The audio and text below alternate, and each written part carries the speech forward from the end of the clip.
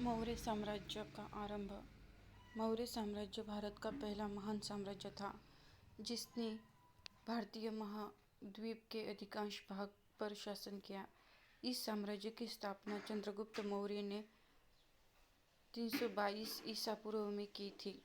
चाणक्य का योगदान। चाणक्य कौटिल्य ने चंद्रगुप्त मौर्य को राजनीति और शासन के गूढ़ रहस्य सिखाए। उनकी रणनीतियों और कुशलता से मौर्य साम्राज्य का विस्तार हुआ। नंद वंश का पतन।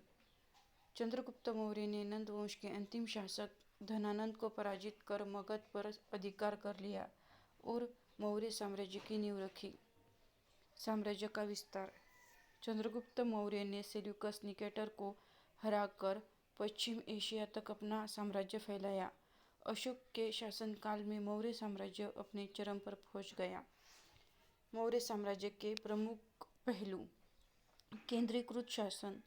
मौर्य साम्राज्य में एक मजबूत केंद्रीकृत शासन व्यवस्था थी। विभिन्न विभाग। प्रशासन को सुचारू रूप से चलाने के लिए विभिन्न विभाग थे, जैसे कि राजस्व विभाग, सैन्य विभाग आदि। अशोक के धम्म। अशोक के धम्म नामक एक धर्मनिरपेक्ष दर्शन का प्रचार किया। अर्थव्यवस्था। कृषि, व्यापार और उद्योग मौर्य साम्राज्य की अर्थव्यवस्था के प्रमुख आधार थे।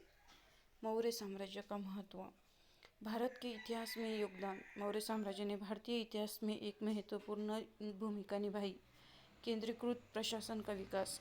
इस साम्राज्य ने भारत में पहली बार एक मजबूत केंद्रीकृत शासन व्यवस्था की स्थापना की। बौद्ध धर्म का प्रसार। अशोक के शासनकाल में बौद्ध धर्म का व्यापक प्रचार हुआ।